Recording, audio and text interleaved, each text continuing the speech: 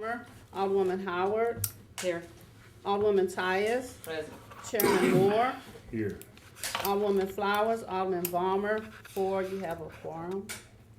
The sponsors over in the Ways and Means Committee, good morning to all of you for coming to the Itty Bitty City Committee, known as the Intergovernmental Affairs. A lot of people got off this committee because of personal reasons, but we're gonna be all right. We're here in an inquiry only. I don't think we'll vote on this today about the vehicles that are given out to various departments, and we have a lot of questions that we need to answer or ask. And I would encourage all of us to read the vehicle manual that we're trying to adopt here, because I was reading it and I definitely do not want to adopt it today because there's a lot of questions that need to be asked about what I consider personal vehicles. So we'll start with, who's the senior here? Joe Rhodey? Do you have anything you'd like to add or say? You can't ask any questions of me because the sponsor's not there. He's over there whining in Ways and Means. So this is just a resolution to adopt a, oh, here's the manual here. I'm sorry, I didn't really come that's the prepared. manual. I certainly didn't read the manual. I'm new to this issue, so There you go. I'm not gonna comment. I'll wait. Okay. Can we get There this? should be plenty of copies up there. I think that This was is yours? mine, but it don't matter. Here's this, There should be plenty of here's this, and then we'll get the Alderman rest. Vaquero, you're in the hot seat. We're waiting on you. it. I know, I'm sorry, I hit He the needs the vote. board bill They had the also. vote Okay. over there, we had to get That's it. good. Thanks. So we got that. So, No, thank you. It's small enough without the sponsor. So would you explain to us and tell us what we're here for today?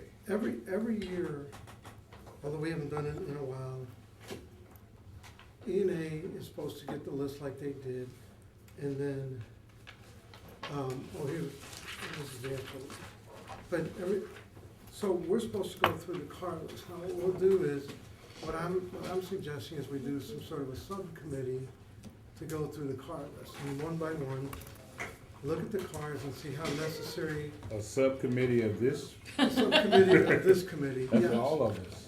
Well, or you can do, Go ahead. but it's gonna require a lot of meetings. I think as you work through the sheets and you look at the take-home cars, there's a lot of them. Some necessary, some maybe are not so necessary. Maybe some of these cars should be kept in, like you had said yesterday, in a location where somebody would actually go to work, then pick up a car, use it during the day, and then bring the car back. I see a lot of cars that I think are unnecessary, but that's me. What I would suggest is, after we go through and we pick out what cars that we feel are unnecessary, that we would call the heads of those departments in and ask them why You these. wanna do this in committee, or you wanna do it on our own? No, I mean, no in committee, but it's gonna take a lot of meetings. That's why I'm just wondering if you wanted to do a subcommittee of a few people that would go through and then come back and recommend it, or we can do it in committee. Again, it's gonna take a lot of meetings. What I was saying, then if we do it in committee, is that everybody would take the bigger sheet home and mark out what cars they're concerned with, and maybe we come back and compile one list. I have a question, Sure.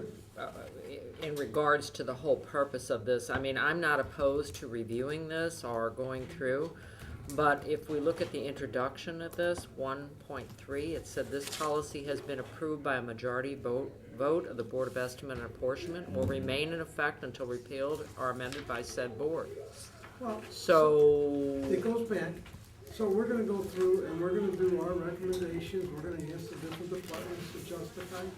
We're gonna also see what is the cost savings, because if there's cost savings, even if they're minimal, if we can hire more police because we have. okay, cost I guess savings. what my point is, if we go through all of this and we evaluate all this and we make a recommendation, the Board of Estimate and Apportionment can still do what they want to do, is that correct? I would believe that's true, That's section 1.3. and I believe That's that's my true. question as well, because it says If we're that- gonna go through this, I'd wanna make sure that what we're doing is productive and we are making And- decisions that will be abided by, Well- not waste people's time and effort on evaluating the, allocation of these vehicles and who gets what, and then we put it before them, and they say, we're leaving it as it is. Well, and that would be their choice to do that. And if they choose to do that, and they wanna go against the board, that's up to them, but we need to at least present back to them what we believe. Otherwise, we just need to do our due diligence, and is it gonna take some time? Yes. And, could it be turned down at the end of it all? I don't know, but at the same time, we send the list over, and it's up to them to make a decision. We're trying So to it find. becomes incumbent upon them to do what's Well, we fiscally feel- responsible for the right. city. Okay. Absolutely. I mean, if we don't do this, it's a mistake. Oh, Todd, did you have some questions? I think Todd. No, Did you- not yet. Here, Oh, okay. here, Joe. Okay, just, Section 1.3 is my question as well. I'd like to ask the attorney if he would look at that and tell us, because it says that the section, Who's the attorney? We don't have an we attorney. don't have one, so. Sharon, your legal mind, would you look at section? I get paid to be a member of this board of aldermen. Okay, As a well, member of this board of aldermen, would you please, you are the subcommittee, would you look Okay, at section 1.3? I'm looking, and- right, in fact, I and- went and looked at the floor substitute board bill. Mm-hmm. Okay, because you're the only original member, because you were one of the co-sponsors. We used to, Joe and I, back from a long time ago, we had one of these before, you guys changed it. I don't know why you changed it, so, I guess, I'm looking here, Craig Schmidt is the sponsor of the bill. But what I read is that, we gotta have a recommendation from the Board of Estimate and Apportionment before we approve a resolution. It does not prevent us from going through and looking at the cars and making it, but we cannot approve it and vote it out of the Board of Aldermen without a resolution. But we oftentimes do put the cart before the horse and do things and then, get the approval afterwards. And so we are not preventing, in fact, as members of the Board of Aldermen, we can look into whatever we wish to look at, okay? But I don't think that we could pass this resolution without at least 2 members of the Board of Aldermen adopting some kind of policy. I actually have a question myself in why haven't we done this before this? That was my question I was gonna ask. I haven't been here for a while, but we used to do this. I don't know why we don't do it anymore. I don't know, there are a lot of requirements in here, that I've been reading about the yearly and the monthly things that we're supposed to do about the maintenance and the Right. gas and the purpose of the trips and all that, so this whole thing is being violated, we just need to get it and scrutinize it a little more and make it, a document that can be enforced. Well, we can look at it. Your question is this, we can and we'll certainly go through it. But it does require the ENA to pass it before we could approve a resolution. Right. And so, I agree, we should have done this, okay? We should have been doing this all the time. But I actually wanna go back, I was just getting ready to go back and see what the old, board bill and code said. So I wanted to know what you changed, cause I Or wasn't you familiar. find that and we'll let Joe finish. No, I mean, I'm just saying that with all the, media attention to the take-home cars and with the media attention to the needing more police officers, I think we look through this and see if there's money that could be saved. Maybe there's not. But I think at some point, we need to expand this. We need to know where the cars are going, what the knowledge on the cars are, you know. And again, maybe there's a savings, maybe there's not. But I think it's incumbent upon us to actually look to see and at least ask the question, are all these take-home cars necessary? Right. You know, and again, I don't think we're gonna come out saving millions and millions of dollars, but if we save even $500,000, that's 10 police officers. That'll cut my grass. Or might cut your grass, we're not sure, but You must own the South 40. 1,700 lots. So Joe, listen, your resolution is a little vague. Are we making your resolution out of the manual? Yeah, Is that what yours- without an attorney, and I sat down and talked to Tom, and we had felt, or at least Tom felt, that this was the way that we should start it, so that's why I did it that way. As soon as we get an attorney, I might be able to do it differently, but it figured it had to be, it had to start, so. I'll make a suggestion. Okay, let me start with, Alderman Rhodey, do you have any questions yet? Other than, do we have a designated person in the city that's responsible for, you know? Commissioner of Equipment Service. Mr. Amos, is it? He's, yeah, that guy right there. Oh, okay. So, do you strictly enforce all of, I mean, this looks like it's, I'm reading here, cars must be white or orange, or, I mean, it seems like there's just a whole bunch of things that would be In violation. almost impossible to properly monitor.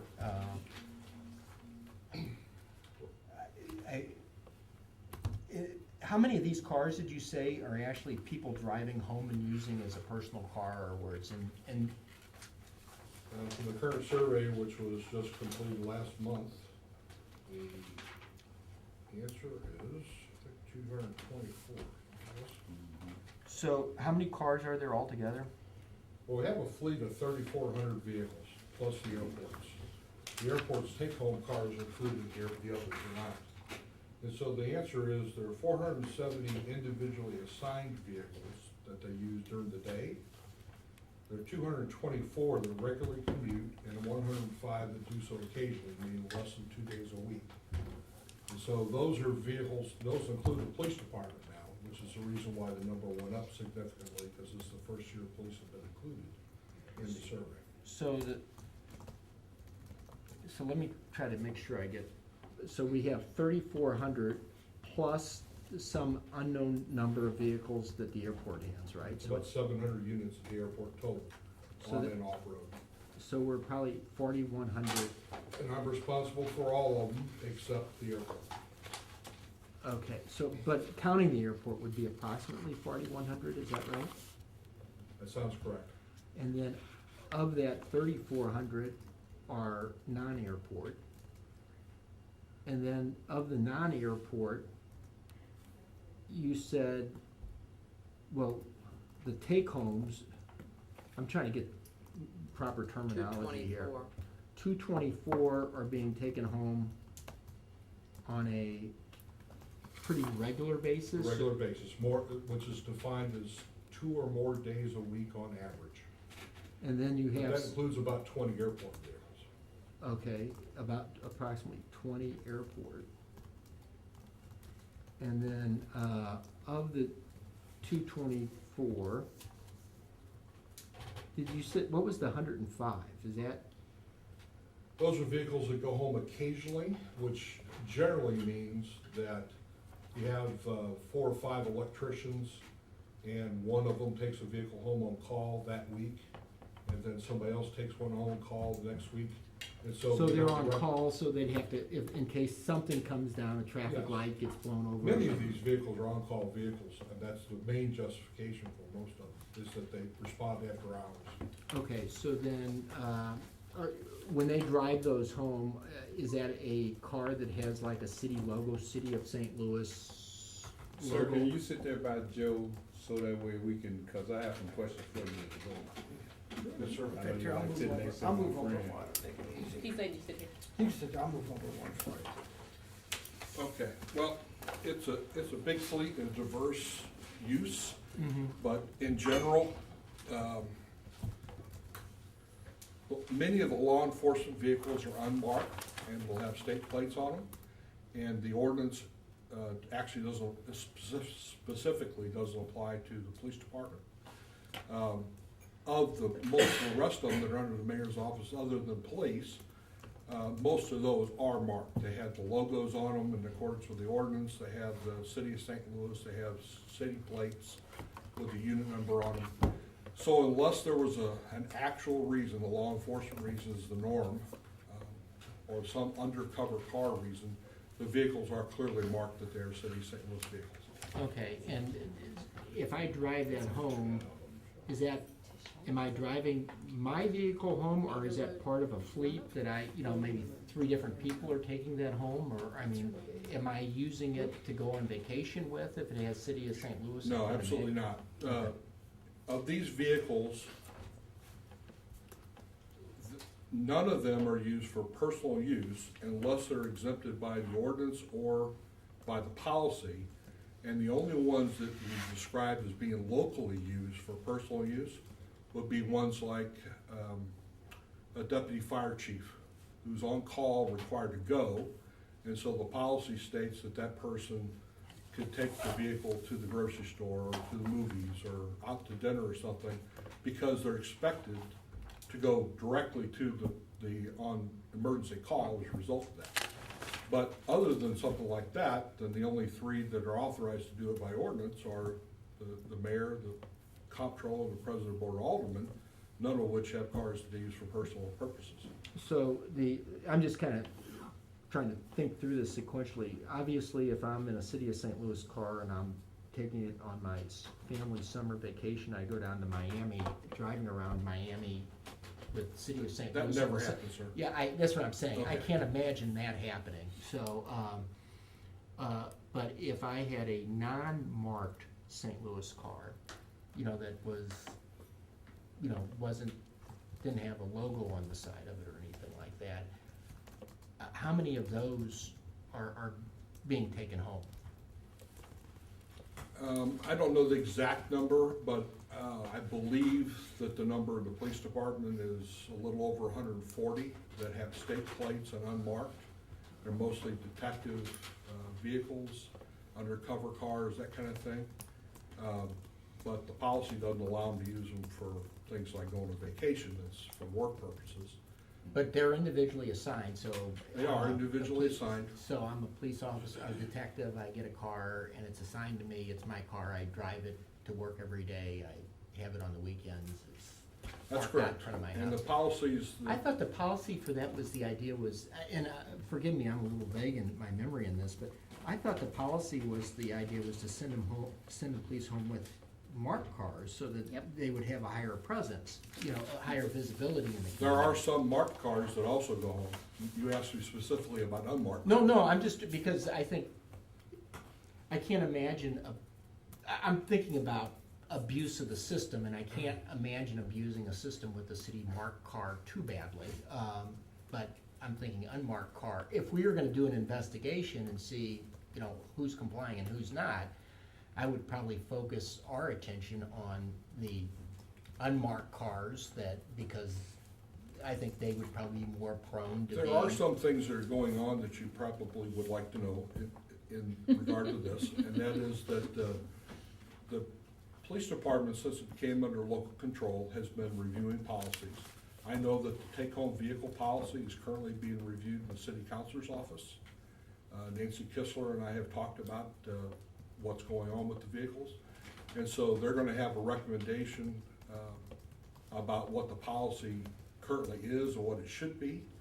And then our intent is, after we finish 100% review of all take-home vehicles, the Director of Operations hasn't approved the list yet because I'm still reviewing it. Then we are going to have to do some revisions to this policy, the 2010 policy, to incorporate the police department in it, which they were not already. So there are some things that are going on that are relevant to the discussion you're having.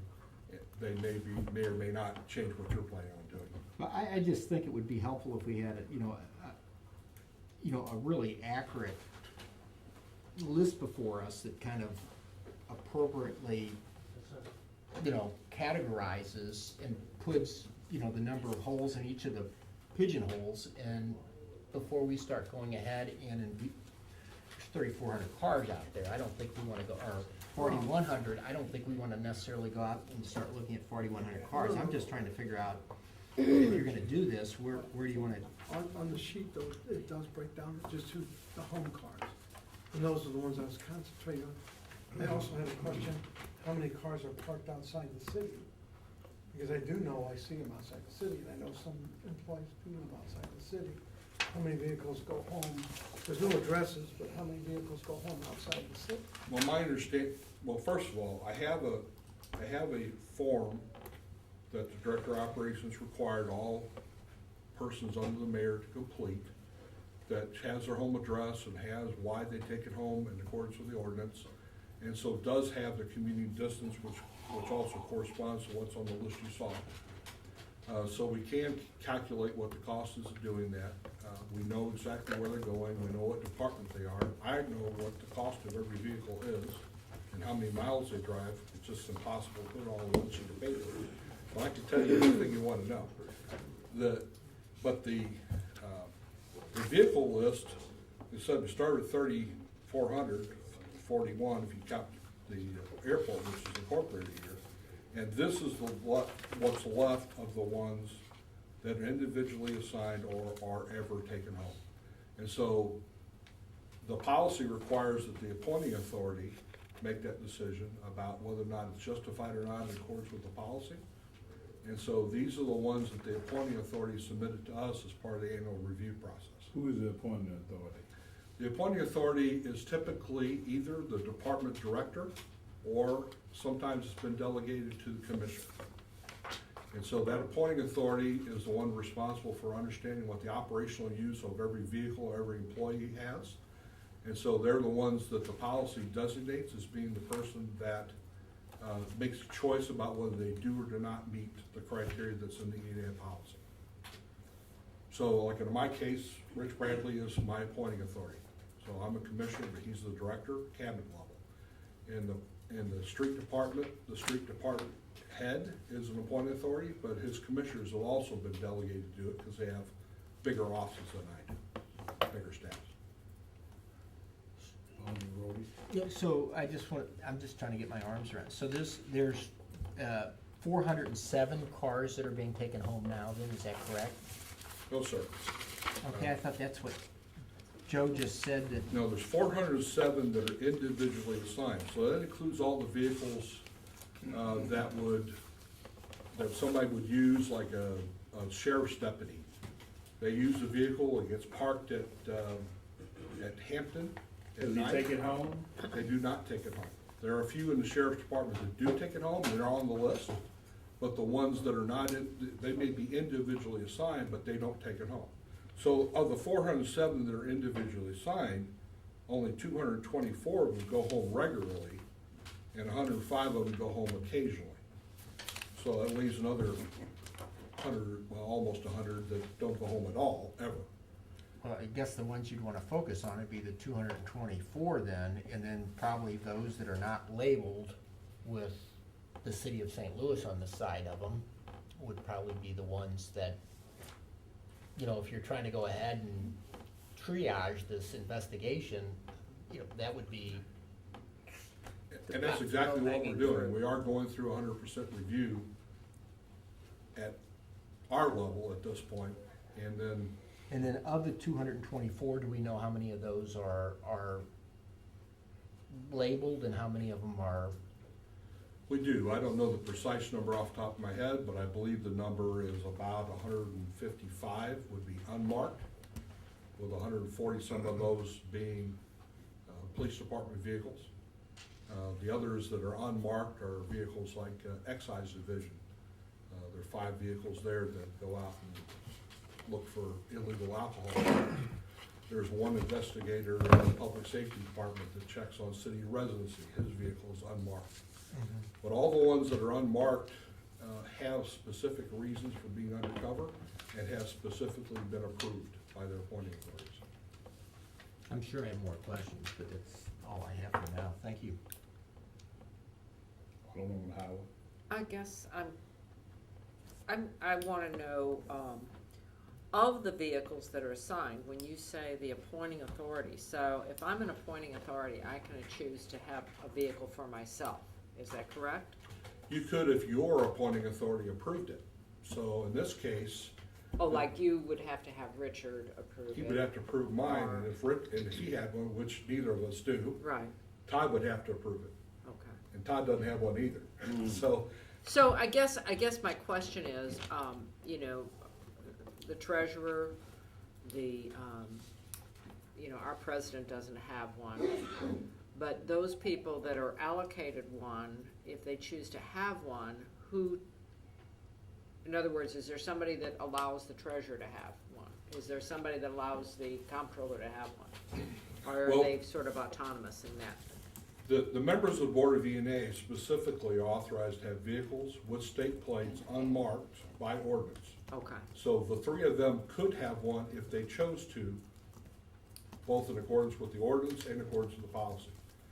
The policy pertains to the Board of E&A, all the staff under them, and all the elected officials whose budgets are in the general fund, 1010, because their budgets come before the Board of E&A. okay, So the only two vehicles, the elected officials that have cars currently that are covered by this policy are the circuit attorney's office and the sheriff. And so both of them have a vehicle, they're both 1010 organizations. The other vehicles, the other two that exist in the city currently, were both under the auspices of that particular elected official. They are not controlled by the 1010 budget process. They are not controlled by E&A, therefore they do not apply to this policy. but however, they are controlled by ordinance. No. Well, and that's the odd thing about it is that I've reviewed all the ordinances that mention anything about vehicles. I've been commissioner 20 years, so been tracking this pretty I close. figure you know what you're talking about, I've been in budget with you. The only ordinance that speaks about vehicles at all is the one that says that the three members of the Board of E&A can have the vehicles. There is no ordinance that says the others can't. And so, since they have the ability to procure themselves, acquire their own registrations, buy their own vehicles, they can buy their own fuel, do their own maintenance, although I do it for one of them, then they're completely autonomous and they're only accountable to the voters for that. Okay. So that takes care of that portion. Now, what is, the other thing is do we have an idea of what the cost, I mean, I notice in going through just the vehicles here, many of them are old and to me would be up for replacement soon. And I assume, I don't know if I'm correct in this, as they get older, they cost more to maintain. And how do we acquire these vehicles and how do we pay for them? Well, there are multiple means, but the primary means that I use is through the capital funds. So the Capital Review Committee, which is chaired by Paul Payne, the budget director, I provide a prioritized list to him for any capital funds the capital committee can allocate. Of course, they have a lot of things they have to do, buildings, bridges, roads, everything else too. Fire So and it's police just one of the equipment, priorities yeah. that comes up for them. And you're correct, the average age of the fleet of the 3,400 vehicles is 12 years, Okay, the average age.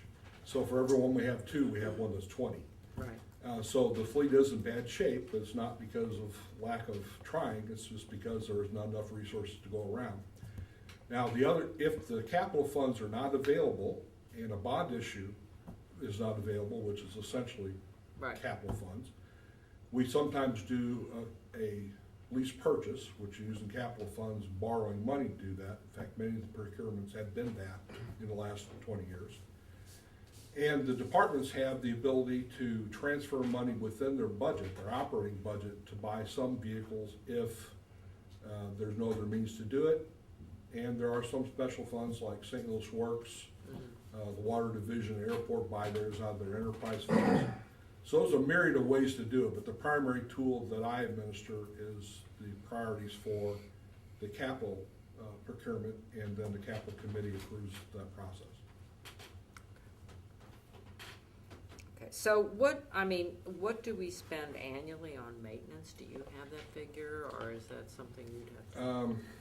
Well, all in, A it's guesstimate about $14 million. on About maintenance? 4.5 of that is fuel, so the rest of it, would you have to say is maintenance or repair. Most of it's actually broke down repairs. So about $10 million. About 10 million if you include everything. That's not counting the airport, because I don't have their numbers. So the airport is a separate entity that you have no purview over? That's correct. The airport is an enterprise fund, and since they're physically located outside the city, there really weren't any economies of scale to have them part of the equipment services division. So we cooperate with them, we share a labor pool, we share contracts, but they have their own data system, they have their own policy enforcement.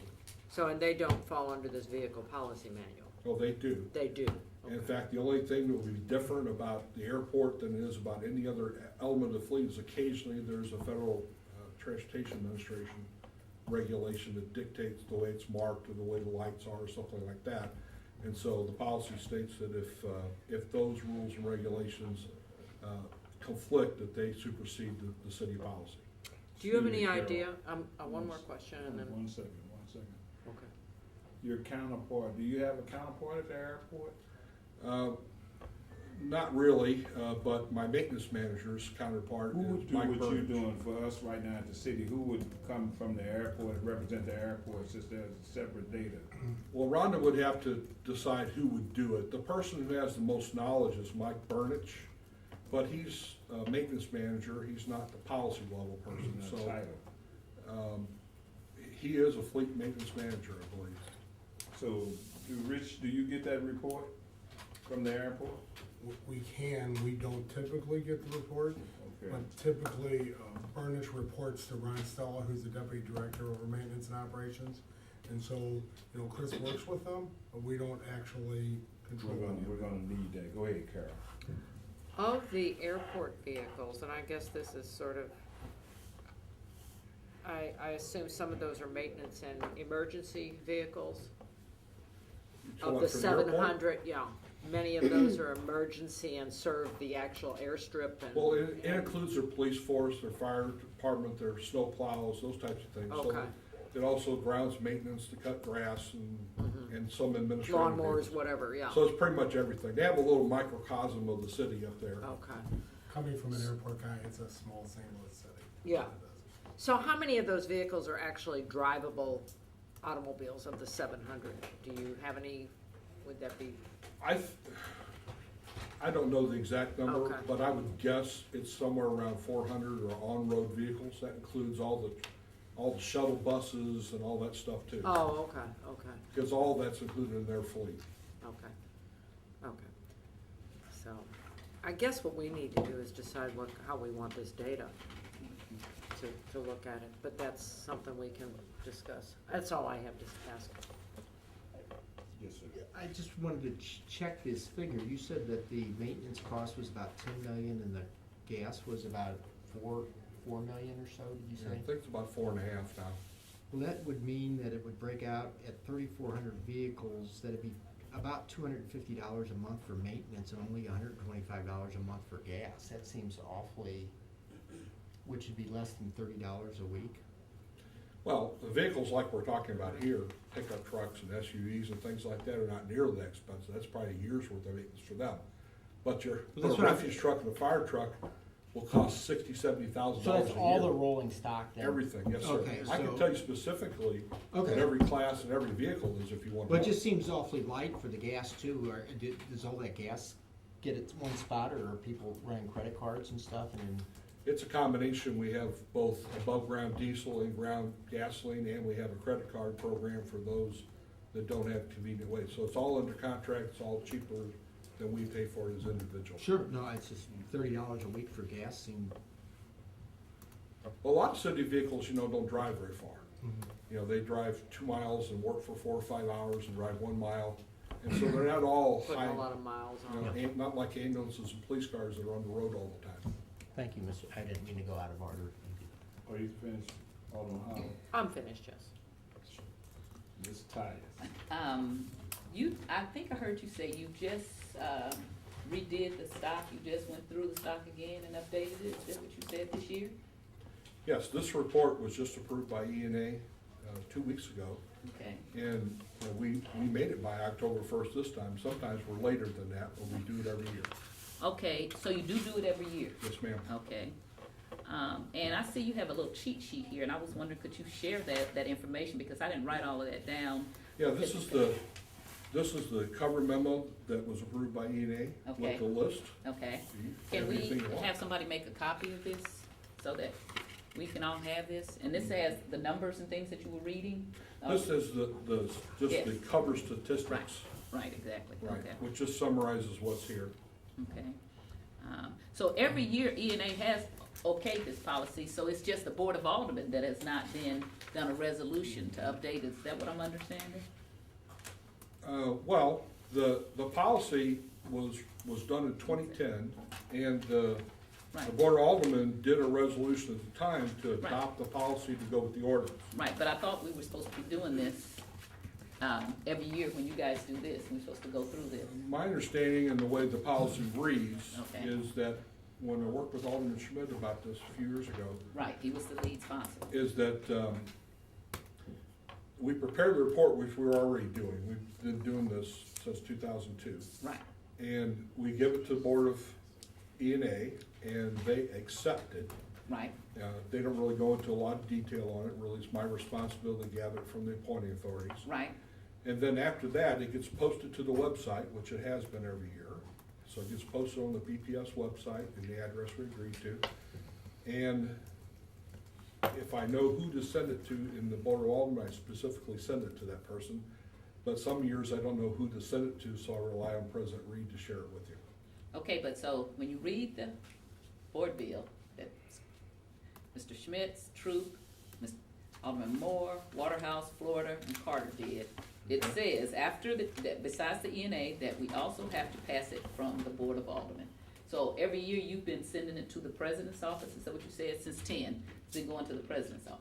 Yes, ma'am? But we just haven't then, what I'm saying is that then we, the Board of Aldermen, have not been then taking the additional step to pass the resolution. I don't know. I'm Okay. not privy to that information. But you didn't understand that we were supposed to pass the resolution. I understood that you were to be provided it after the Okay. Board of E&A approved it.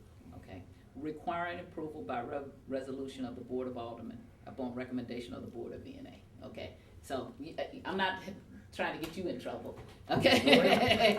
I All think I've right. done everything I was supposed to do. Right, okay, so did she get a copy that she's making? She What- just did, Right, yes. what is this rest of the stuff that you have? Cause I always like the information that you guys read from that you don't share. So can you tell me, cause that's the stuff that usually we really want.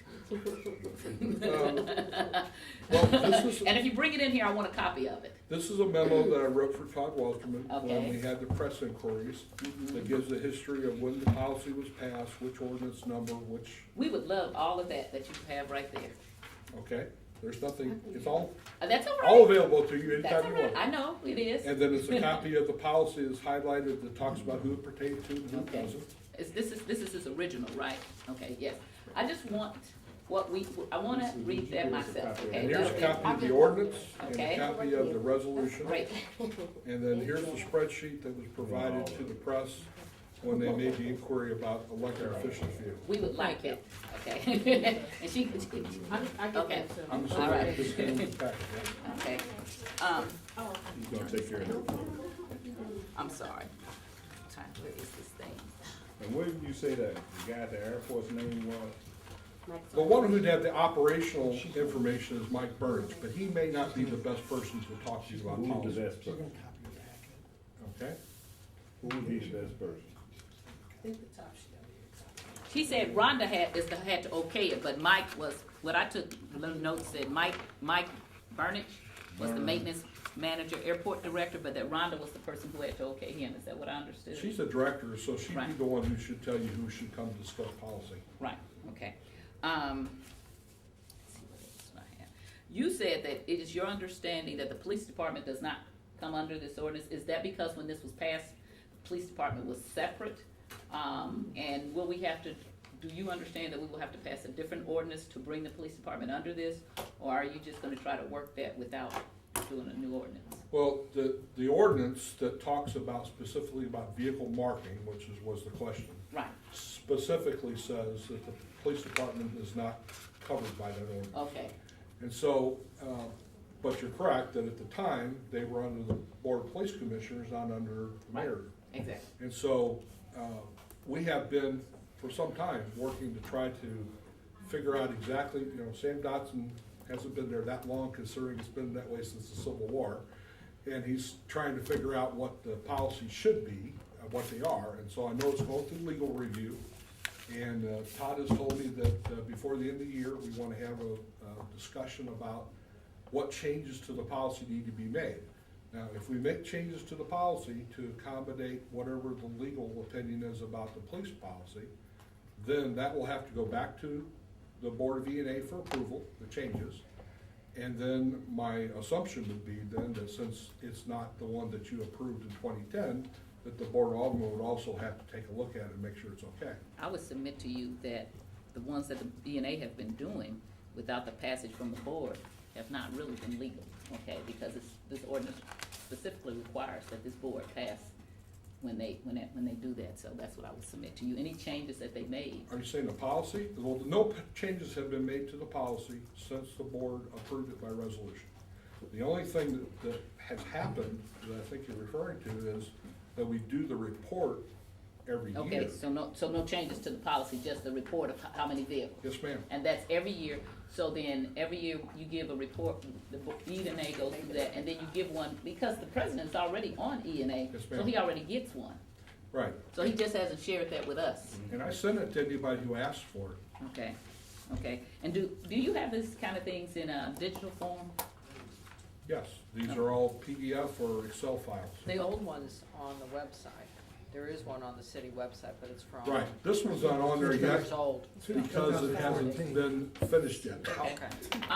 But I'm just saying, since you send it, could you either send it to the alderman, have your secretary just send it to the aldermen, and/or send it to the president with a request that it be distributed to the alderman digitally? I actually don't have a secretary, but Oh, I'll send it okay. to anybody you want me to. Okay, you are your secretary. If I had a list of who you want to be sent to, you're No, welcome. well, if you send it to the president, he does have someone who everybody knows get one all of of our these? email addresses, and so that way it wouldn't be put on you, just with a little note Well, saying. Excuse me, Tom I don't Shepard know. did get it, and so. No, I didn't get any of this.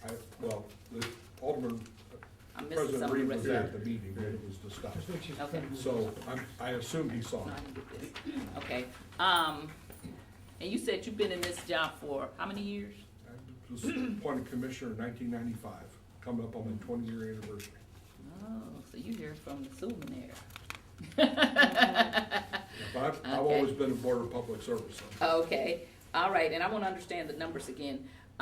So there are 3,400 cars without the airport included, and 4,100 cars with the airport included?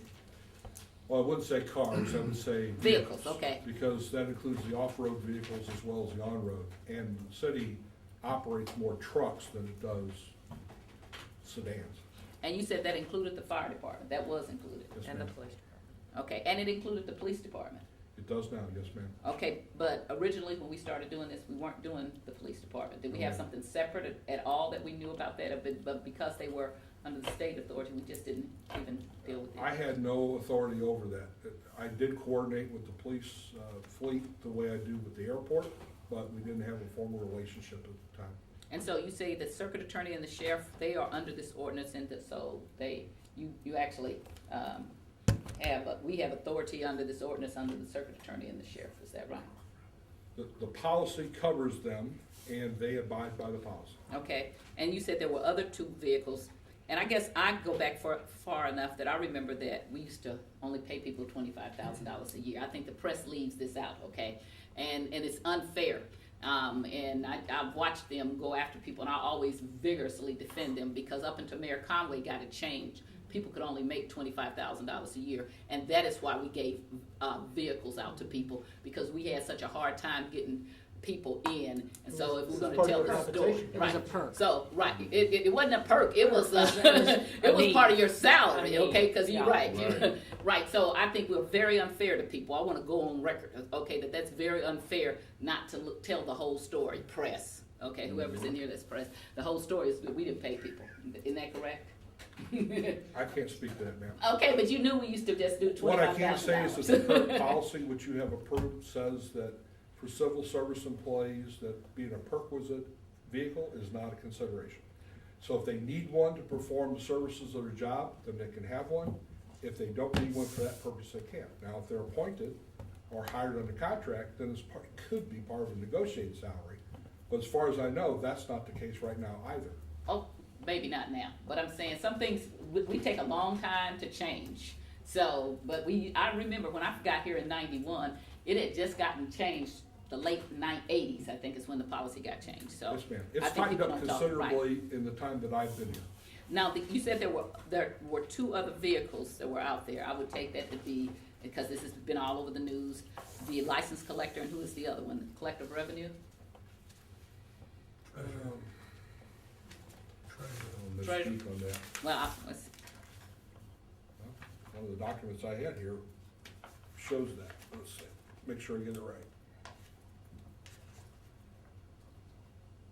I think they're making copies of those, Chris.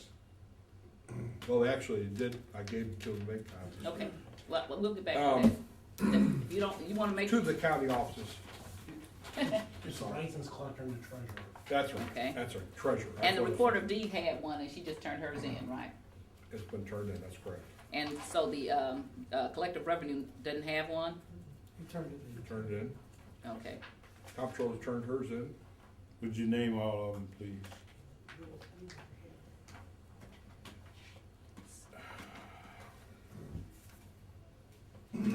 Okay, so we have the license collector has it, the treasurer has it, the recorder of deed turned it in, the collective revenue turned it in, the sheriff still has one, the circuit attorney still has one, the comptroller turned hers in. Treasurer still has one. I already said that, Okay. okay?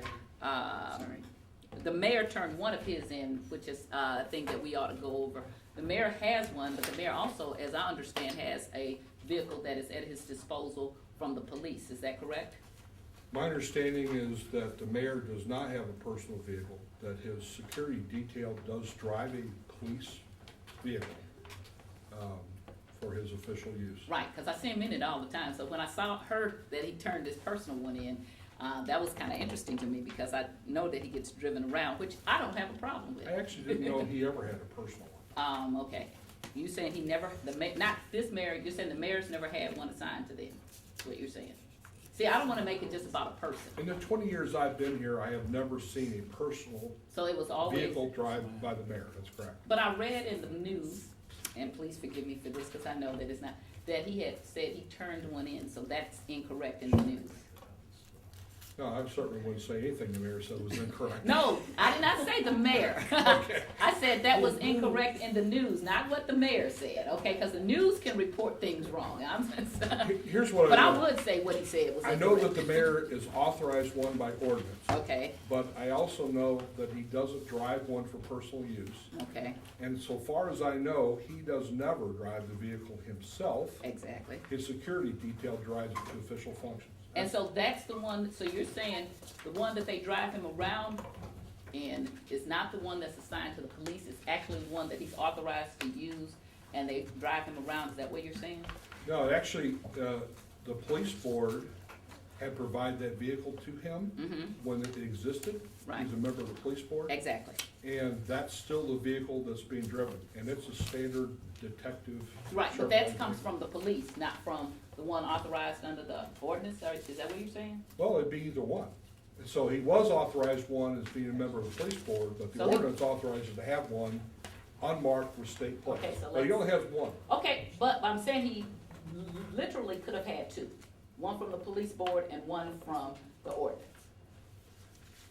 I believe legally he could have, yes. Yes, okay, thank But you. as far as I know, he didn't. I did not, you're never gonna out-argue me, okay? Cause I'm I'm not gonna have the trying. last word, I'm but just I trying to didn't be ask you, clear. but that's not my, he had two that he could have had, that's my question. And there's the list of the elected officials' vehicles I was looking for. Okay, is this, You got it. so, I want everybody to have what I have. Is this the one he just found this is something else, Lisa? It's Elected the official. small Okay. version of what you have I'll in get front of it. you. Okay, but it's, okay, Sorry. and, Do you have any of those for the meeting, so we get it right? Actually, we already provided them. all right. I think there's a little Debbie. No.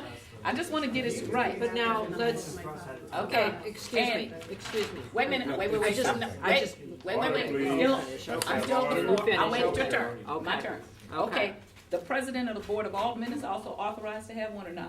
By ordinance, unmarked with state plates. And depending on the president, since I've been here, some have had it and some have not. some have taken it, some have not. President Shrewsbury turned his in. I remember when he did As that. far as I know, that's the last time we've had one. Okay, all right, so, just to recoup here, the people that actually have cars are the sheriff, the circuit attorney, the license collector, and the treasurer, and then the mayor doesn't drive his, but he's driven around. Is that correct? That's correct. Okay. I wanna just yield, sometimes when you have something on your mind. I've go already, ahead. no, I've already answered it because I was wondering if this included those people that turned them back, and it does. In other Yes. words, they aren't This is the showing as most having a recent vehicle. list, Okay, and I this got is what you. was provided to the press. That was the under- only thing. When you turned it over to the press, I wanted to make sure that we had accurate, updated information. I'm sorry, I didn't mean to. No. Sometimes it just hits you. I know. Yeah, it's like- I know what happens when you hit 59. Okay. I need to say it. Hey, I claim it. Okay. I never got mad at Rick Perry when he had that moment because we all had those moments as you get older. I do Okay. want to clarify, the list you have shows Darlene Green still listed, but she turned hers in October okay. 1st. Okay. Okay. Okay, I want to go back to this thing about the home vehicles, okay, that's on this chart. And then I want to understand this home vehicle thing. So some of the home vehicles are marked and some of them are not, right? That's correct. Okay, and so the list, do we have, and how many, I want to just make sure I understand this. How many home vehicles, are there 407 home vehicles? No, ma'am, that's the total number that are assigned individually. Okay, that's assigned. How many home vehicles? That's the 240, that's this number. 220? It's 224 regularly, and Okay. 105 occasionally. The break point being 2 or more average a week. And then of those, do we have a breakdown about which ones are marked and which ones are not? I do. I don't have that on this list, but I could provide that to you. Okay, I would like to have, because, following in what the Alderman said, that's where you're gonna look at, if there's any abuse happening or anything like that, because, if you're taking them home and, they're not marked, it's much easier for no one to see you than if it's, and it's marked, this is my other question, marked would mean that it has something that says City of St. Louis on it? Right, the ordinance requires that 3-inch letters says City of St. Louis and has a unit number. And so they all either have that or they have a city logo that is equivalent in size. Okay, and it has to be how big? I believe it says 3 inches. 3 inches, okay. Is the And- tag included in that? I'm sorry? Is the tag included in that? The license plate? We, for the ones that are not authorized to have state plates, of which those are just those undercover police cars that are marked, they have city plates on them, say City of St. Louis, and has a unit number on it. They that we use should. to manage. They should, They do. okay. And if there are any there out there that aren't marked that way, it's just because I haven't seen them. I'll let you know when my turn comes. Your turn is always, you the chair. I understand. Okay, now, back to this home vehicles, the 224 regular and the 105 occasional. Did we say that the police was included in that? Yes, ma'am, they are included. Okay, and so, I know some, going back, the police now can live outside the city, right?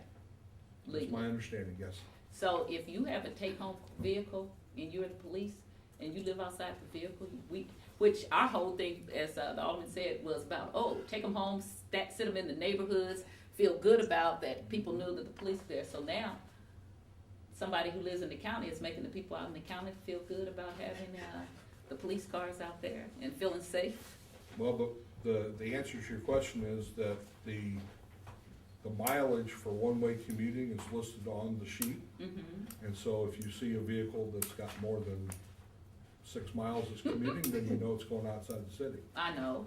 And so, again, you don't want to answer my question. My question is that there are some policemen who live outside the city who have vehicles marked or not unmarked, but especially the marked ones, that the county people are enjoying the perks of having a city police car sitting out there. I don't know that I can comment on what county people enjoy, but it is true that there are some police vehicles that commute outside the city. And so. At least some that are unmarked. I don't personally know of any that are marked that go outside the city. But my understanding is that the current police policy is that they have to be within 1 hour of their duty station, and that's the policy that's being reviewed by the city councilor's office. So that may not be the policy after they finish their review in the mayor's office and E&A Tech Act.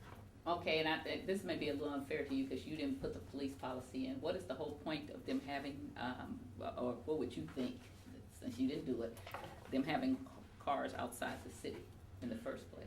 Well, my understanding is the 140 some odd unmarked cars that don't have plates on them are categorized as covert or confidential. And so that means that it's primarily detectives that respond to after-hours cases, or command personnel, like your various officers, that would have the vehicle at home. And so they're expected that if you call them at any time of day, any day, They're always on call. that they are on call. And so Okay. that's pretty much the justification for most of these vehicles. They're either technicians that are on call, or they're officials that are on call, and they're expected to respond after hours. Okay. And you say, as you know right now, we don't have any marked police vehicles that are going out. Well, we have some that are going home, but I don't know of any specifically that go outside the city. But I haven't reviewed those forms from the police department yet, so I can't say for sure. I have one other question that I'm finished, okay.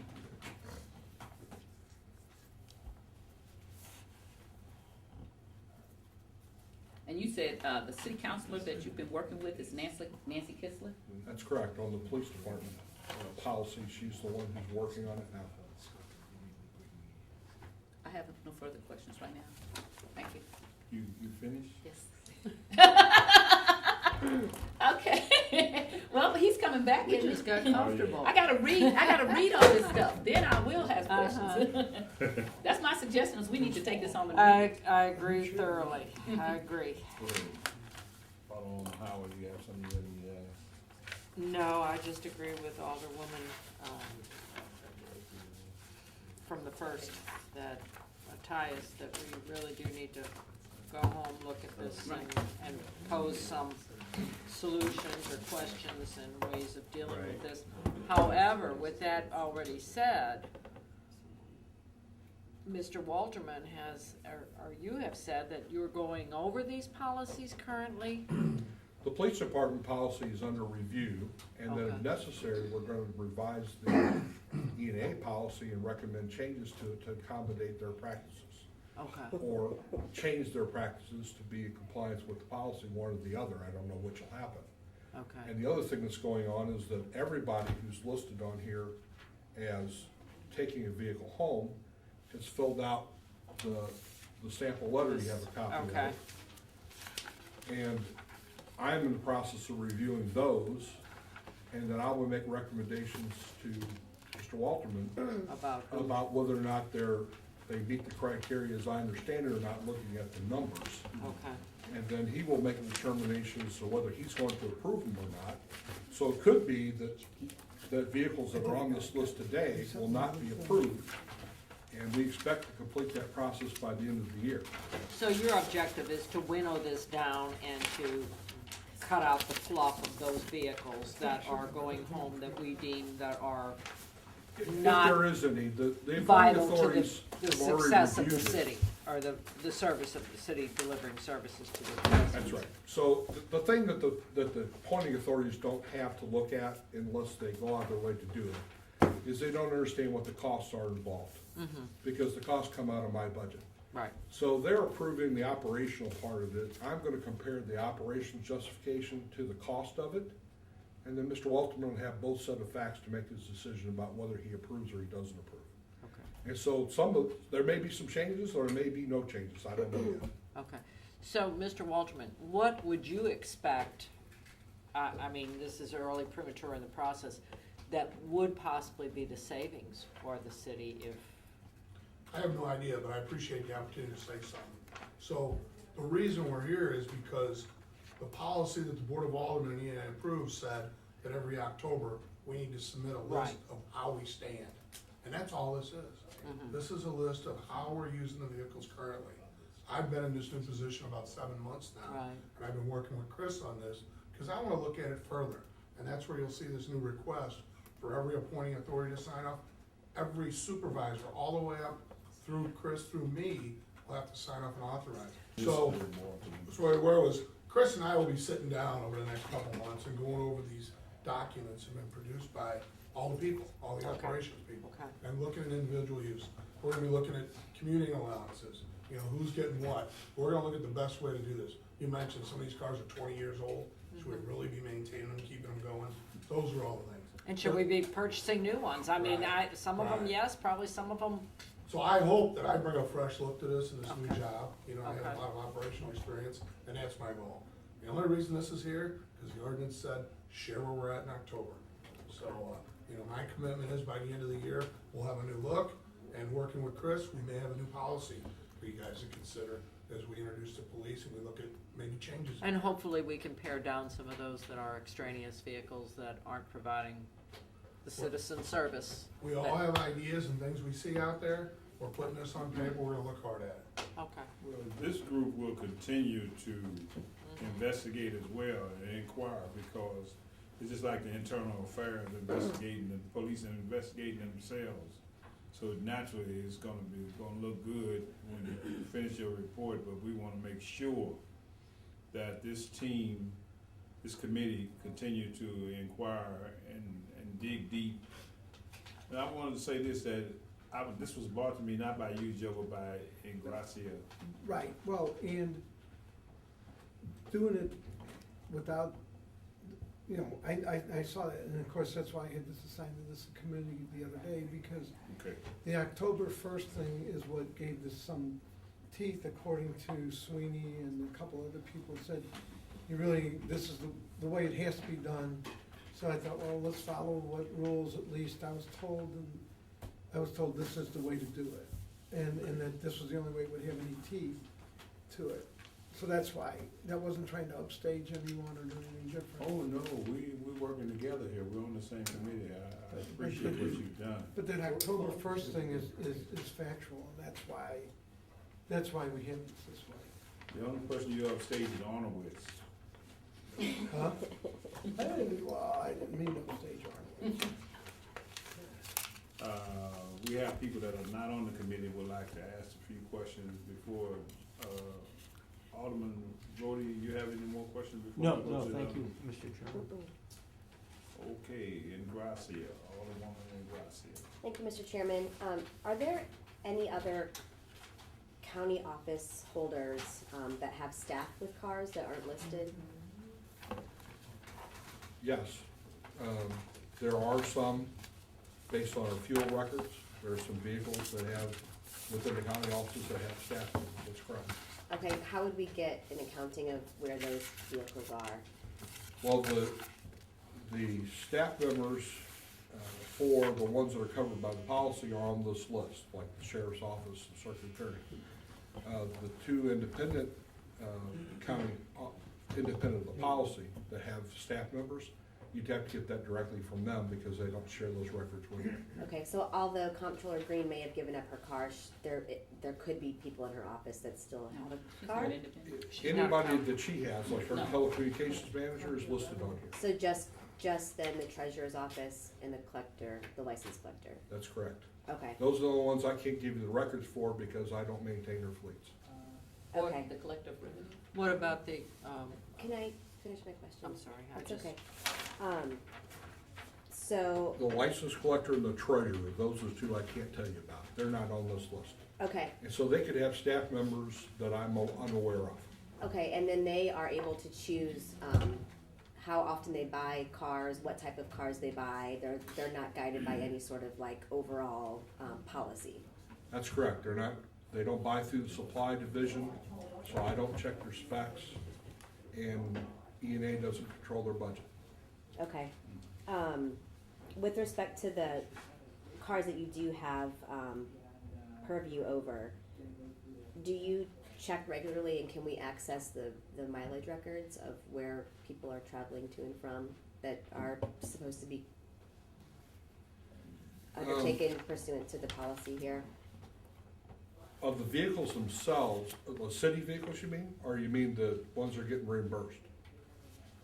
Well, let me make sure I have the rule correct. It looks like there's supposed to be a mileage manual that's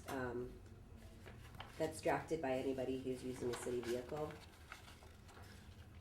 Yeah, the city vehicles, we maintain the fueling records and the odometer reading of the vehicles recorded at each point. Mm-hmm.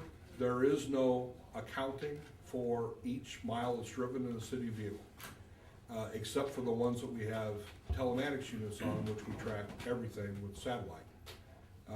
So like the airport has telematics on all their units, and we have telematics on all the ones that we can put it on.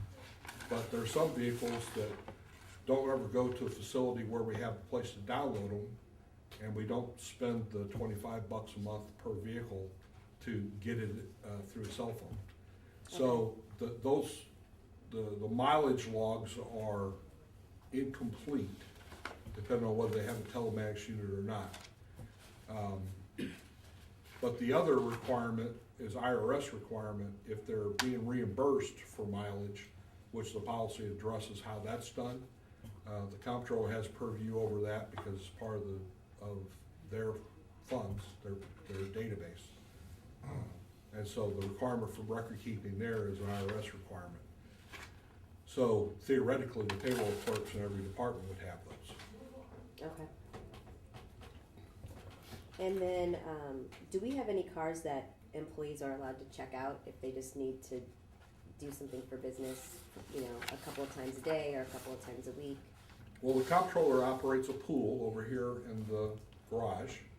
I think there's 22 vehicles in it currently, and its primary purpose is to serve those folks who are downtown who have occasional need for a vehicle. Mm-hmm. So we used to have over 100 vehicles assigned to the buildings down here that are no longer there because people use the pool instead, or they're reimbursed if they can't get a pool vehicle. But Judy Armstrong for the comptroller operates that facility. Judy Armstrong? Judy Armstrong is the manager, and we work with her, and we maintain her vehicles and fuel her vehicles. So I have all the statistics on them, and they're included on this list. Okay, I don't have any other questions, thank you. No, thank you, Dave. Follow up. What is when you get reimbursed, what's the fee for reimbursement now? What's per mileage? Do you know? I'm not positive, I think it's a little over 60 cents. It's a little below the federal rate. It's Okay. established every year by the comptroller's office, so John Zakheim sends a memo out. I don't claim reimbursement myself, so. He can't send that memo out anymore, can he? You know, someone else will be doing it after the step up. But it's generally That'll be funny. it's usually a couple pennies below what the IRS sets. Okay, Because our cost of living for gas level is lower. okay. And so you're telling, so then the license collector treasurer, so the collective revenue doesn't have any cars at all? I can't say that for a fact, no. Okay, I can only say that the collector of revenue himself does no longer Yeah. drive one. but you were saying about, I thought that the Sixth Ward Alderwoman asked about were there some cars that we may not know about, and you specifically talked about the license collector and the treasurer, but I would also think that the collective revenue might also have other vehicles. They could have, but they don't have any that went through my office. Okay. So I can only respond to the ones I'm in charge of. Okay, and the reason why these people, because they are state, county offices, and so they actually have their own budget, and then they are charged with giving the city a percentage of the budget or whatever that percentage is at the end of the year. That's how that works. And so, other than that, they can do what they want with their money. Is that pretty much it? As far as I know, they're not regulated by the same process the general fund does. Right. But at the end of the year, they have to come to us and give us, depending on what law says, a percentage, whatever the percentage is. They have to give at least a minimum. You know more Sometimes- about that than I do. Okay. But so then the collective revenue could have cars, the treasurer and the license collector could have cars, and they could have them for staff members or people. Like I know with the license collectors, they go out and actually collect money, so they have people in marked cars, right? Okay, now let me ask a little bit about the building division, because that irritated me. The building division, some of the people use their own cars. They go out and do the Monthly inspection. allowances. And so we need them to be out there all the time. I don't understand why the building division does not have cars. Okay, that never made sense to me. Or they have the cars that barely make it on the last, what is the, why? Can you explain that to me? Well, 60 some odd do have cars. Okay. And 80 some odd don't. Okay, Some of the employees prefer to have the allowance to drive their own vehicle, like they would choose to drive a van or a pickup truck that they would use personally. And so they take the allowance to pay for the official use of it, and then they drive for the other. Some people prefer to drive a city vehicle. I think we have more that prefer to drive a city vehicle than we have city vehicles to provide to them. The building division has actually been buying vehicles out of their revenue for the last, I'd say, at least 8 years. We used to take used police cars and give them to the building division because they're relatively low mileage users. They're 6,000 or 7,000 miles a year, and of that, about 70% of it's commuting to and from City Hall every morning. So they're one of those people that drives a mile and stays for an hour, or drives a mile and stays for an hour. But the police department is holding their vehicles much longer than they used to. Used to get rid of them about 120,000 miles. Now it's more close to 150, 160, and when you idle, it's about 200,000 miles worth. So the reason why they don't have as many vehicles as they would like is because there are no vehicles available to give them. And because they can perform their job in a personal vehicle, just like I do, then they can be reimbursed for that usage, as opposed to we can't do that for a refuse truck or a fire truck or something like that. So what limited capital we do have, we prioritize for the things that people can't use their own vehicle for. do you think that it costs more to reimburse people than to have a vehicle available to them, or is it less? It would depend upon what their mileage is. Like for a building inspector? Yeah, for building inspectors, all-in cost, I believe is more expensive to provide a vehicle than it is to reimburse. Okay. If you take just the operating cost, the cost of maintenance, the cost of fuel, that's less than the total. But if you take the fixed cost of insurance coverage and depreciation of the vehicle, then it actually costs more. Okay, and so you've done some comparison? Yes, ma'am. Okay, and I've been around here long enough that I've seen all the exposés on the building division. That's for many years was one of the favorite things for the press to do, is to go follow a building inspector around and say where they weren't supposed to be and where they were actually, okay? And so I've always thought until you just said the comparison cost, that we would want our building inspectors in something that says City of St. Louis. So my next question would be, when they use their personal vehicles but they're on city time, is there something that we could do, like magnets or something that would identify them as working for the city rather than just driving around their own personal cars? Because I would really like to see people who work for the city be able to know, because I have not been beyond following refuse trucks when I first got here who were parked places they weren't supposed to and not doing their job. I still do follow them, actually. And they are very easy to see, even when they're pulled back in those alleys where they're not supposed to be parked. So, Well, we have a telematics unit on every refuse truck, so I know where they all are all the time. okay. But I would submit to you that Gary Best used to get calls from me. So we don't have any magnet or anything that could be put on the cars? Well, as far as I know, they don't have them. Okay. They could buy them. Okay, Frank Oswald is the commissioner of building. He'd be a better person to address their operation.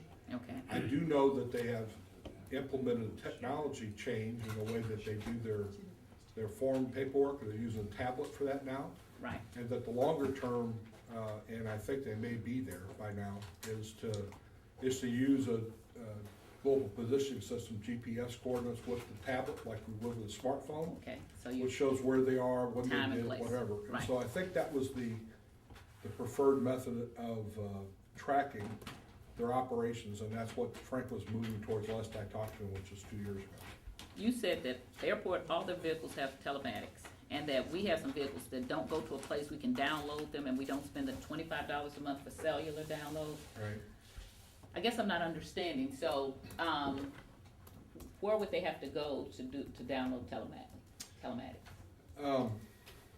Well, what we do is we put any place the city has a network where we use computers, we can put a downloader, and so if vehicles come within 100 yards of that, we can get the data that way. Okay, And so, actually, Mr. Walterman, when he was the street director, was innovative in this. Okay, And so what we started doing was collecting data on the vehicles, but we just put the unit on that doesn't cost us anything to Okay. recur.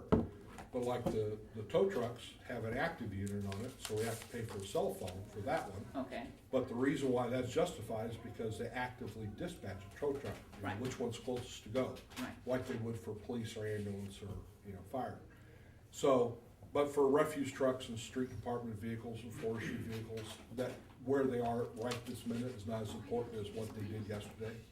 And so we just download it whenever they come back to the yard. And so if they come to a diesel fuel tank, which we operate, it'll download. If they come to a major yard like forestry or streets or forest park, north or south refuse, we download it. And then we'll have the data to use for the managers to take a look at. But when you have vehicles, like a previous director of public safety for the building division, he wanted to put telematics units on the vehicles they had. mhm, The problem we had was that when they came downtown for the meetings, they were parked all over the place. There was no way to download the information. okay. And you pay $25 a month per car per month. It adds up quick if you don't have a place to download. How much does the units that they download, how much would that cost? It varies widely. The base cost is a little under $500.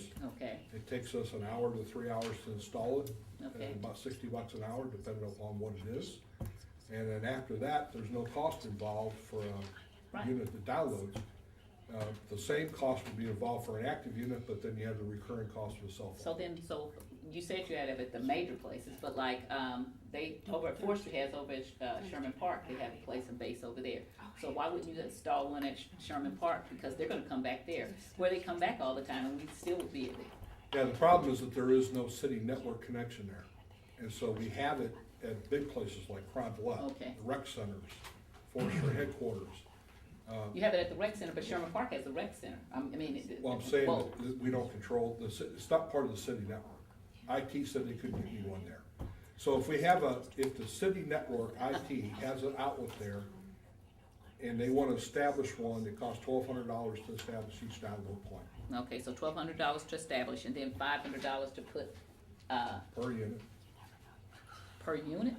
per vehicle, yes. $500 per vehicle to then come in and download that information, so then you have to make a decision about, is that worth it? Whether or not we say, if it's an application that's prone to idling, then we can usually pay back the fuel cost in a couple of years. Right, And that's the reason we started doing this, because of the mayor's Green energy. sustainability. right, plan. right. Okay, my husband actually does green energy. All right, thank you, I have no further questions. Alderman Ogilvy, do you have any questions? I guess. Wonderful. It's not like you. Uh, Have For a the- comment? what's that? You have a comment? Another He said he question. had. For the pool cars, Lord. we own those vehicles. Have we ever looked at, just having a leased pool, whether that's more cost effective or not? I know like Enterprise, probably other companies provide those. Well, we did look into a commercial entity to do it, and they couldn't make it pay off. They were trying to do one of the car programs, like with the new law that are down here. Car share. And we agreed to let them park there and all, but they couldn't make the numbers work. So the vehicles that go into the pool are usually used vehicles. And we have actually bought some enterprise used vehicles, both for building and for the pool. Although the last three that I bought for the pool were off the state contract, because the escapes were so cheap that, you know, it really didn't pay to take somebody else's problems that was 3 years old. Okay, I'm just reading through the vehicle policy manual. On personal use, if you're not really supposed to have family members in the car unless that family member is specifically authorized by. That's correct. Okay. Do people ever turn those forms in to authorize a family member? So far as I know, the only ones that have gone through that approval process are the fire department employees. Because if they require them to keep in that, I have not personally seen any for the building division, although that has been an issue in the past. And family members are never authorized to drive a city vehicle.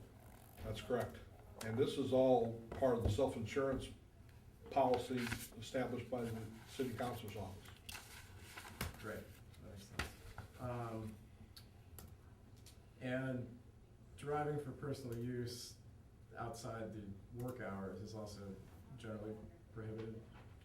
It's prohibited for anybody who hasn't got the approval because they're on emergency call-in. So the normal civil service employee that commutes would be doing so under the IRS regulation for de minimis use. So they're allowed to go to lunch in the work area, they're allowed to stop and get something on the route, but they're not allowed to take it out to go shopping or movies or whatever. The only ones who can do something like that, which is what IRS would say is personal use, are the ones who are authorized to do so because they're required to stay in their city vehicle so they can respond with lights and siren and radio in that case. And the only ones that have done that so far, since the 2010 policy, which is where that was implemented, are some of the fire department employees. My assumption is we're gonna have to do the same thing for police, but I don't know what those policy changes are yet. Okay. And, some point in the last year, some elected officials started using the term executive compensation policy, and that a car was part of their executive compensation policy. That's a made-up, there's no such thing as an executive compensation policy that includes a city vehicle, right? Well, in the policy that is approved by ENA, it does address that if you have a negotiated salary, you can give a vehicle as part of that negotiated salary. And we have had appointed directors and cabinet members in the 20 years I've been here, in which that has been the case. But It's no elected longer the official, case. elected official salaries are never negotiated, they're established by. Not as far as I know, and I've never been involved or seen any documentation on it. I agree for director positions, so, yeah, different. And then I guess, I mean, my general comment is just, thank you for providing this information, you know, I think it's useful. I have no doubt that most of these cars are perfectly reasonable and essential for functioning, and just, you know, it's one of these things we have to take a look at from time to time, because the odd car that is not essential, you know, just creates a very negative public perception, so thanks for providing this. I'm sorry. Are there any other questions? Again, I have a question about, can we get this data that you just provided in, and I guess I didn't remember, can this be given to us in digital form? Is it in something that you can share digitally? Yes, most of the documents are prepared in either Excel Okay, or in Word, and then I usually produce them in PDF just because people don't want to look at them and don't change it. right, But I can provide them to you in any format of those that you would like, either PDF electronically or a base document in Excel, which I have done to a couple of members. that are- I'd like it in Excel, and I'll give you my card. Please, Thank you. I'd be happy to send it. Alderman Rhodes, before you leave, Alderman Vaccaro, and you finish up. Well, I mean, other than I would say that either we do it as committee, I'm not on the committee, but I'd certainly be more than happy to sit in, or we do it by subcommittee. I think we go through, we make our list, obviously, they're making their list. At the end of it, we can compare lists to see, even if we're remotely close on what we feel should be take-home cars or not. So, that's your call as chairman, if you wanna do it in committee, or you wanna do it in subcommittee, or if you'd like everybody just to take home that sheet, I made copies for everyone. And everybody work through it, and we can compare notes at the next meeting, you know. If everybody directs their notes either to you or me, I can actually keep trying to condense it so that we're not getting, you know, so that we're getting a list. You know, if everybody works off this list and does what they're doing, then I can keep compiling one list, so we got a common list that we're working from, if that makes sense. I'd like to know, Todd, about what you guys are doing. Will we be privy to that information? Can we get what you guys are talking about? The lists of who you think that shouldn't have the cars or whatever? whatever your investigation is? No. So, my plan is to spend time with Chris and go through this, and by the end of the year, before Christmas comes, we'll have a new list that we can share with you. Of what we whittled down, or changed, or adjusted, or gone up or down. I really wanna look close at the operation individual of each one, and, you know, there's a question and answer thing there that the appointing authorities and the supervisors are gonna provide us, and we're gonna look over all that data. So, yeah, once we get that done in the next couple of months here, we'll share that. That's my goal. And just a curious question, can the chair appoint a person, rather than us doing it and you doing it, to actually sit in with you while you're doing that, so that we can get updates? In other words, they could sit in Sure. on an everyday basis. I'm not gonna do a big show, but if you want somebody to come join me in a meeting with Chris and I, yeah, I Well, that's don't have what, any problem with that. and that might actually, if you have a person that sits in and, you know, reports back, you know, to the committee once a month or something. Because it'll take us from now to Christmas to form our own, you know, and it's gonna take 6 to 8 weeks, the way I figure it. Or you can appoint somebody to sit in and feel like, you know, I don't care, it's a suggestion, I'm good with what I've done. I don't wanna discourage you guys from doing what you're doing, but if you give me a chance, you'll have something a little meatier, and you may not have as much work to do. But, You saying it'll take you to Christmas? I don't know, tell me what I'm gonna have to do next week, my schedule's pretty full. I pin myself down to get this done by the end of the year. He's I think waiting it on needs to me. be done. Right now, I'm on vacation next week, and then this is my next order of business, is to go through that. So I think by the end of the first week of November, I'll be ready to meet with Todd whenever his schedule permits. And then how long it takes to get answers to the questions from the appointing authorities, that's the part that's kind of in question. Because we may not be able to tell everything from the document, we may have to go back and ask for more information. It looks like you're asking probably some of the key questions that will help you decide whether the vehicle's in the right place or. I assume we're gonna have to call in some of Uh-huh. these appointing authorities and ask more details. You know, I mean, this isn't everything. No, but I mean, It's a you majority of it. open the Do conversation. we have any place listed that, where if somebody is negotiated in their contract that they have a vehicle, is there some place, cause I haven't been able to read all this, do you know if it's listed in the policy or something? It How would says we know? it has to be, and that letter that you have a copy of right there on top, Mhm. those are the definitions straight out of the E&A policy. Those- Okay. And so what we've got is a letterhead Mhm. where they had to check one of these boxes that Right. said, this is why they have a vehicle. And then Right. if they have a vehicle, then check one of these boxes that's in the policy that says Right. why they take it home. Right, And then the details about where they live, how many miles they go, how they respond, how often, is all here. And then their supervisors, their commissioners, their directors all had to sign it, and now we're at the last stage, which is that I'm gonna compare the numbers, give my advice to Todd, and he'll make the final decision about whether he approves it or doesn't approve it. but And- what I'm saying, if we get to a specific car that we think is out of order, shouldn't be, will we have some way to flag it and say, but the reason why they have that is because we provided as negotiation reimbursement on a employee. Oh, I'm sorry, so, it says provide copy. So there will be a copy. So if So they, you would know if if they somebody have it, else. it'll be attached to that letter. And who would have it? Who puts this all together, compiles this? The Would you have employee it? had to attach it to the form letter that I have sitting on my desk right now. Okay, so you have it. If they that's have what- one, I'll right. have it. I Okay. seriously doubt there are any. Okay. We think there's absolutely none. Okay. But we wanted to close the gap. Okay. If somebody says, hey, I got one, we Right. share it. Right, I believe there's absolutely none that exists. okay. I just want to know who would have that, you know, because if they're sitting away in somebody's office, you don't know that, right? I wanted to put an end to all this lip service about, hey, I got this, I got that. If you got it, share it, prove it.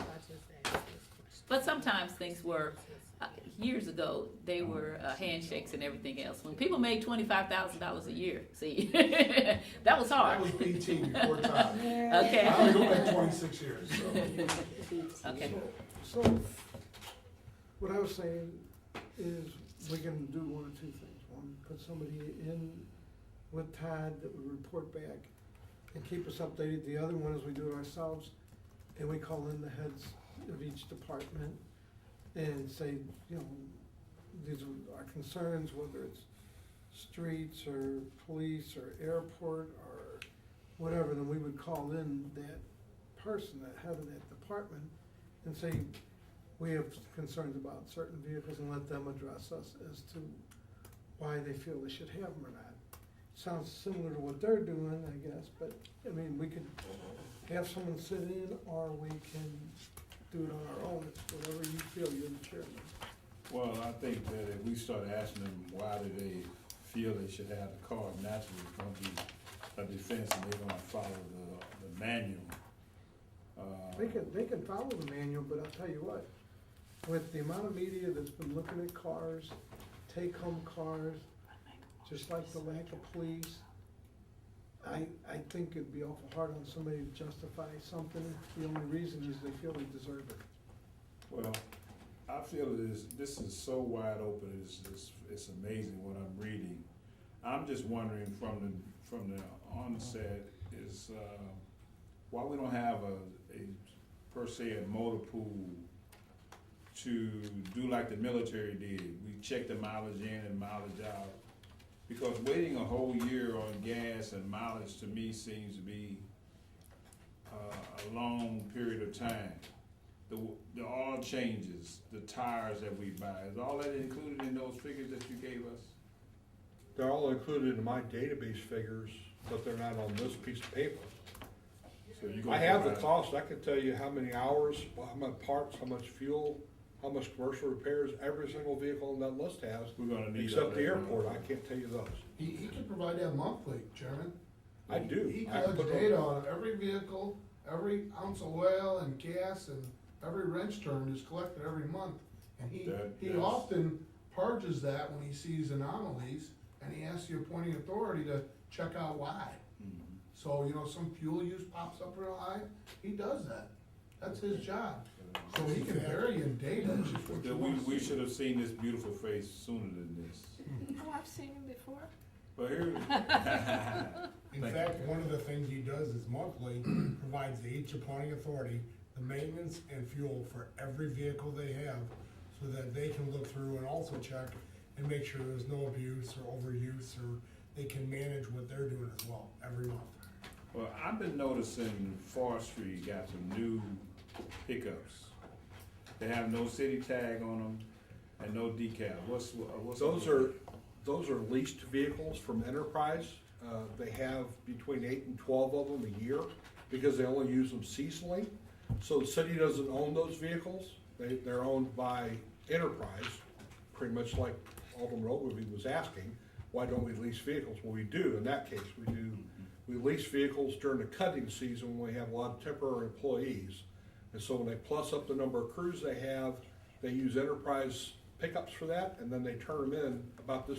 They use them for what, sleeping, or what are they using for? Well, I can't justify what they're being used for, but I can tell you what they're supposed to be used for. They're not hauling people around because most of the superintendents and people like that are riding around in parking places, we don't know who they are.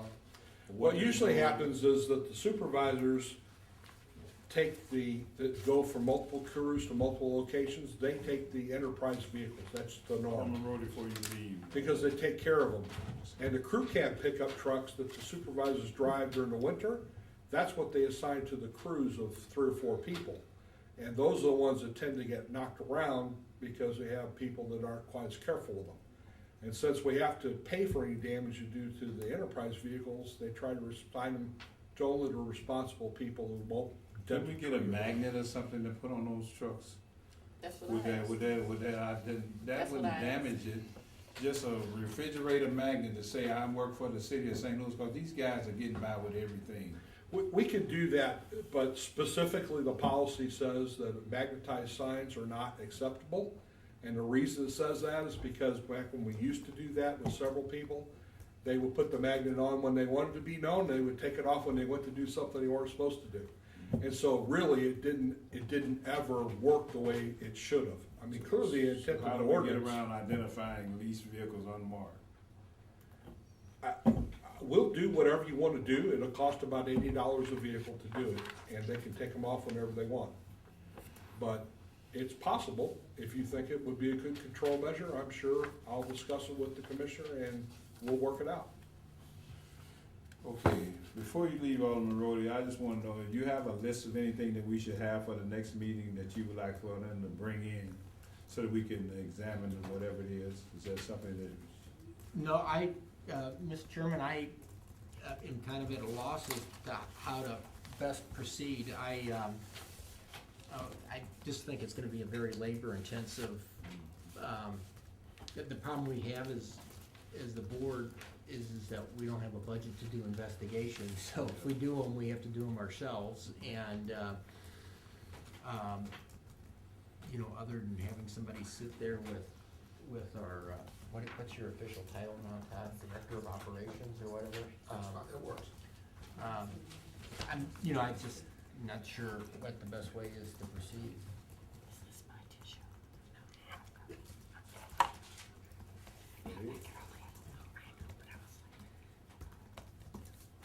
Alderman Howard.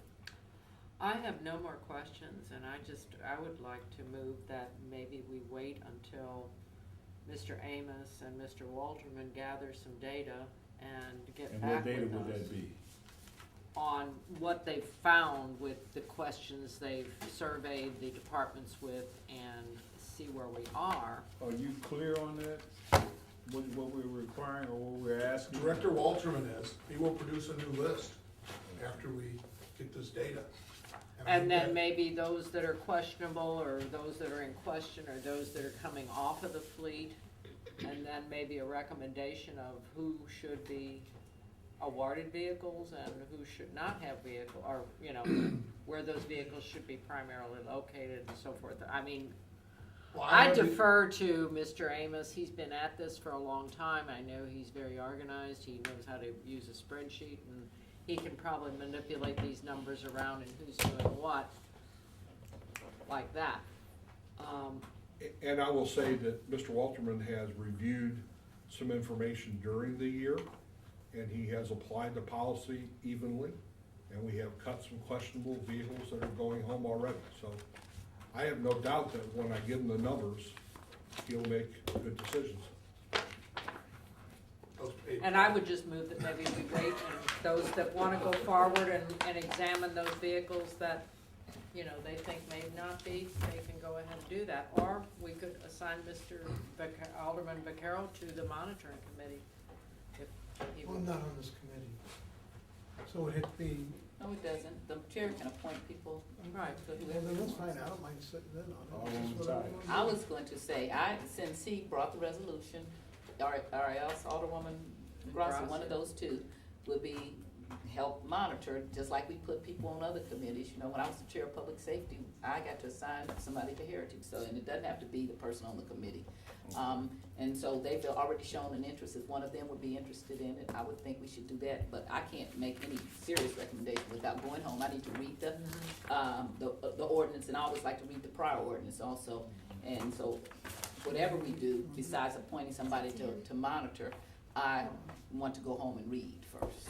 I I agree. would say that if Christine wants to do it, I'm fine with that. And she could just send us stuff. Can you two work together? I certainly we can do it Yeah, we together can handle too. that. Okay, well, Charlie, you're making a motion. I'm making a motion that we would assign And Alderwoman we'll call them the subcommittee. Gracia So we would be a What a cool subcommittee. name, that. and Vaquero Appointees. monitor the efforts of the Director of Beth, would you like to Operations be on that and, what is committee? your title? Commissioner of Equipment Services. Commissioner of Corporate Services Assessment, or what do we call it? Audit of issued vehicles. So just, And I guess that's what you're doing, is you're auditing them, And we need to talk to someone from the airport, that gentleman, his counterpart, Chairman, we can get that data. yeah, That's we need to part of get that information. and what we can do is then, when we meet monthly or weekly or what?